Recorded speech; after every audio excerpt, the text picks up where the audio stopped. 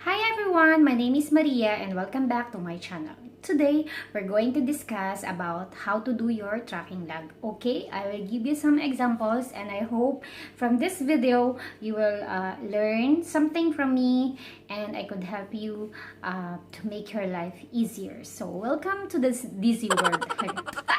We have like that. Welcome to the Dizzy world. Make your life happier and easier so you can accomplish more each day.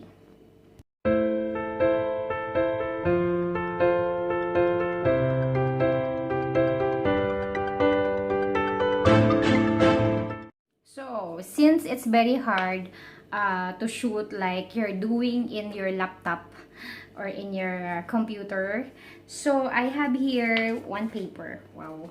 For example, this is your tracking log. Okay, so let's make it like, for example, your shop drawing log. Okay, for example, in the shop drawing log, you always as a DC, our duty and responsibility is to control the documents and to keep whatever is the latest revisions and how many days it has been received by us and not yet commented by the engineers. Okay, sorry because I'm in my room.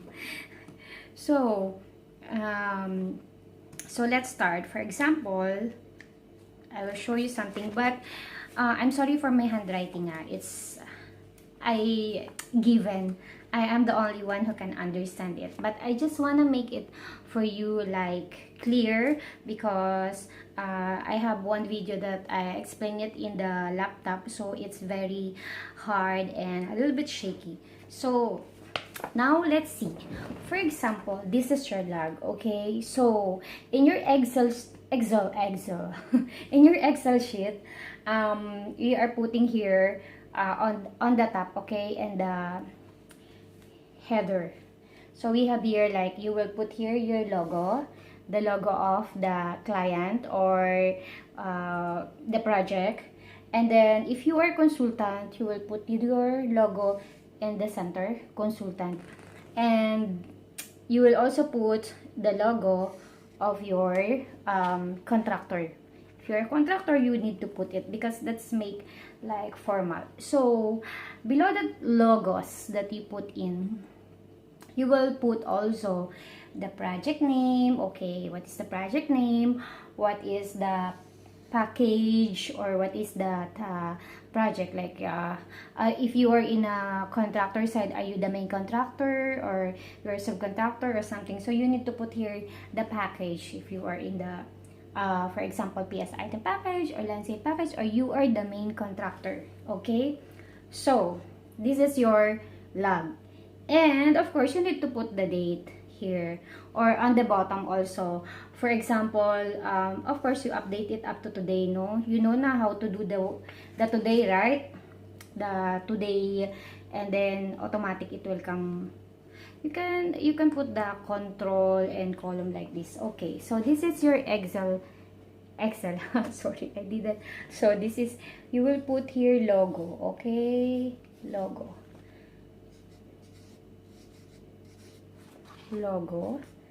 and logo. Okay, this here you put the project name. Okay, this is the, what is the project name? Sorry, yeah, let's make it clear. Project name. Oh, see, I am the only one who can understand. Sorry. So project name and the package.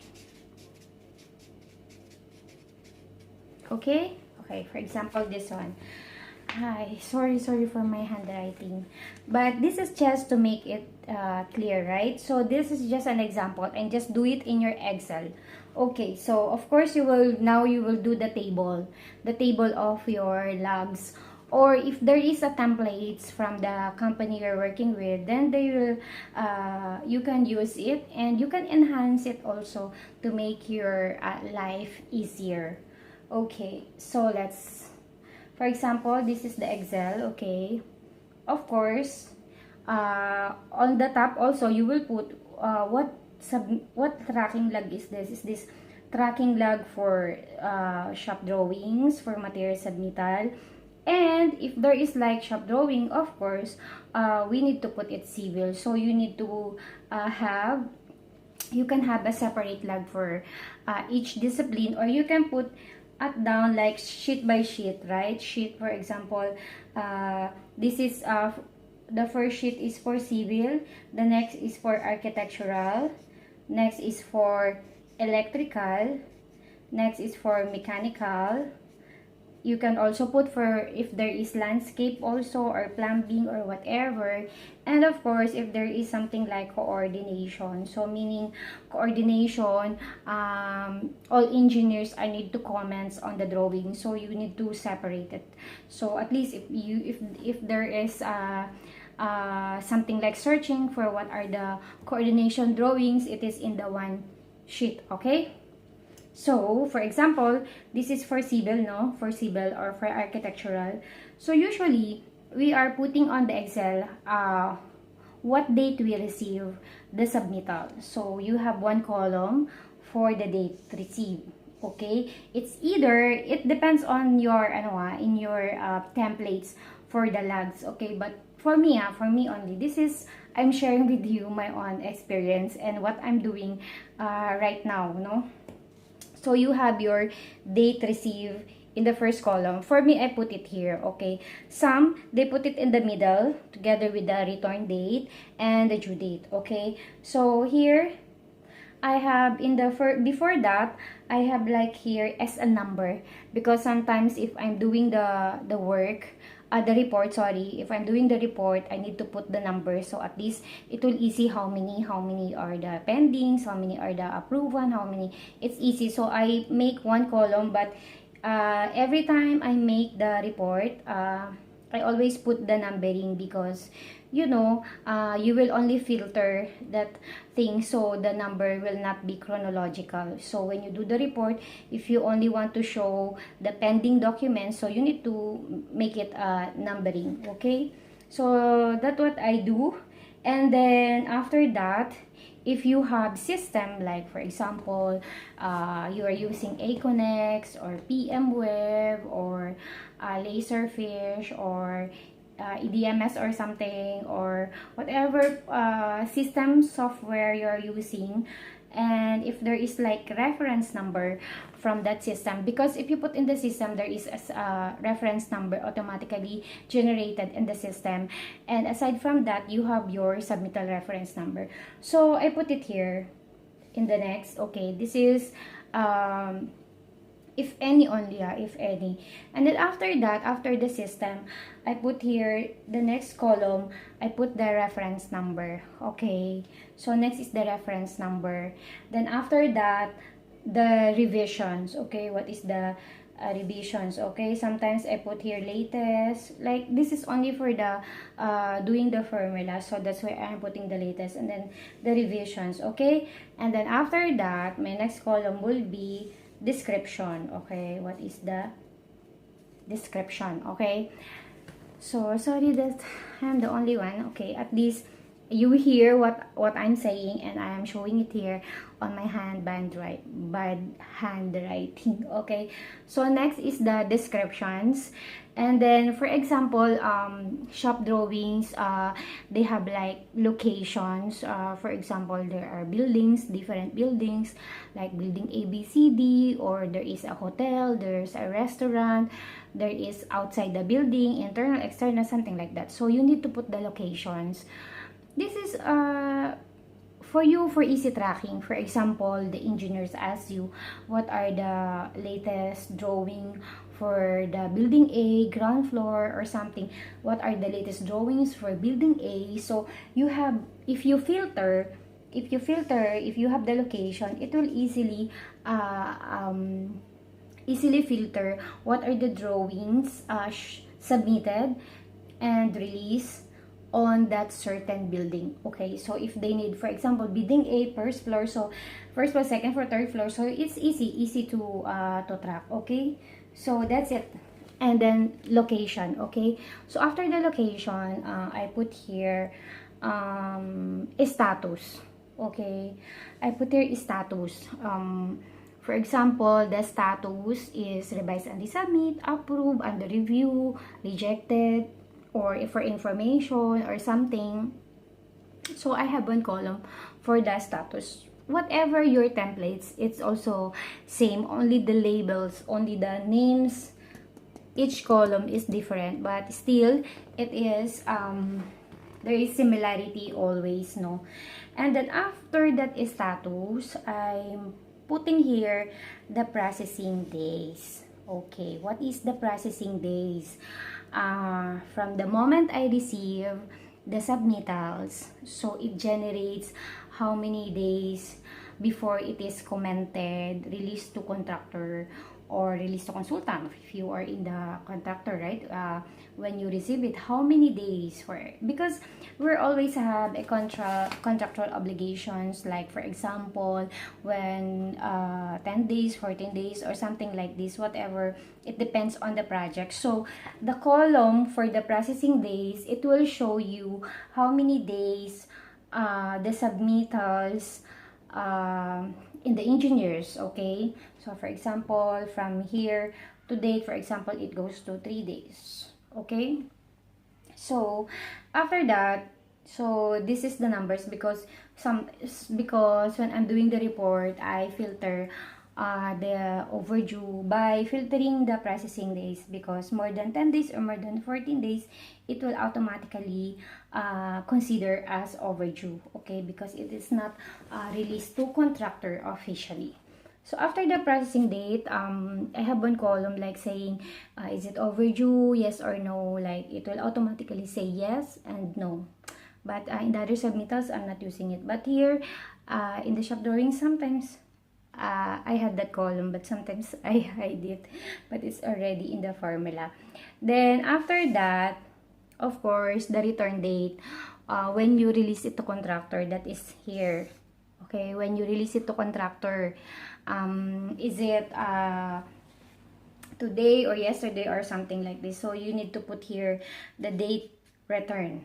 Okay, so it will show. So when you release it to the contractor and when you receive it, it will show on the days in the processing days. For example, after 14 days, or after 35 years, or after 35 years, sorry, after 35 days, it was released to contractor. So it will show here how long it was reviewed, a certain submittals. Okay, so date return. Then after that, I put also one column for due date, because for me, this is easy for me to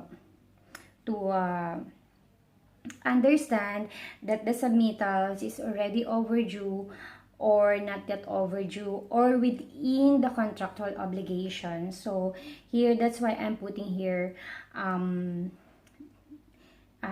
due date. Okay, so it depends. Okay, for example, due date from the date of receipt plus 14 days or 10 days, then I will just drag it like that. Okay, so after that, after the due date, I also have one column for actions or delegate to, meaning where I give, to whom I give the submittals. Okay, so for example, because some submittals, it needs 2 engineers to review, it needs 3 engineers to review in a different discipline. So you need to mention here, where is the actions, to whom is the actions. So I'm writing here the name of our engineers, if he is the structural engineers or the architectural or mechanical or MIP or something, I am putting here. So this is for me to know where are the documents. And for example, for example, there are 3 tick mark in the distribution. For example, they tick mark architectural, structural, and mechanical, or sometimes electrical. So there are 4 engineers and you only have 1 submittal. So how I will know to whom I will give the documents, the original documents? So from the distribution, they're putting who is the leader. So whatever is the leader, I put it on the first. So I understand this, if his name is coming on the first, meaning he is the first engineer who will review the submittal, and after that I will pass it to the other engineers. So so that is here. And last, of course, you need to put the remarks. If you are saying like so this here you put remarks. So for example, uh, um, the electrical engineer already finished and you forward the documents to the mechanical, so you will know where is the documents, and you are putting that when you forward it to the other engineers. Or for example, this submittal, you forward it to client, or you forward it to the ID or something, or whoever person. So I'm putting it in the remarks, so it will help me, for example, in my report, and it will easily understand. Anyone will see my log, for example, the accesses in the server, they will understand what is the latest status of the submittal. And as long as, for example, there are 4 engineers who will review the documents, as long as it's not yet completed, I will keep the status as under review or pending or ongoing. Unless it is totally finished and all engineers sign in the submittals and with complete signatures, okay, all they sign, and then you give it to the signatory and you release, that's the only time I will put the status. Because you don't know, sometimes for example, MEP will reject the submittals, but in the architectural and civil, for them is approved, but when it comes to the MEP or electrical or mechanical, they will reject it. So you don't know the status unless it is completely signed and checked by the engineer. So that is, guys, this is like a sample, very horrible example of my transmittal lag. And on my next video I will tell you a little bit like simple formula on how you will, like for example, how you will get the processing days, what is the simple formula for that, how it will generate, like you will have this simple table that will counts how many are approved, rejected, and under review by the engineers. So guys, I hope that you learned something from me and I explained it very well.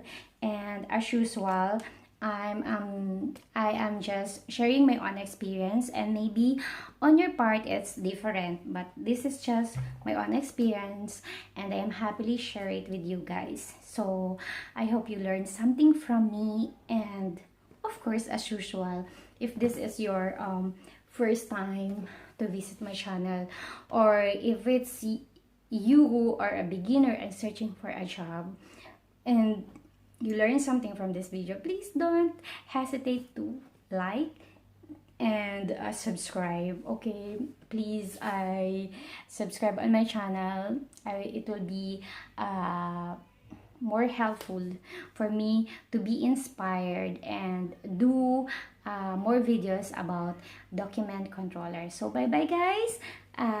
See you until on my next video. Don't forget to like and subscribe. Bye bye.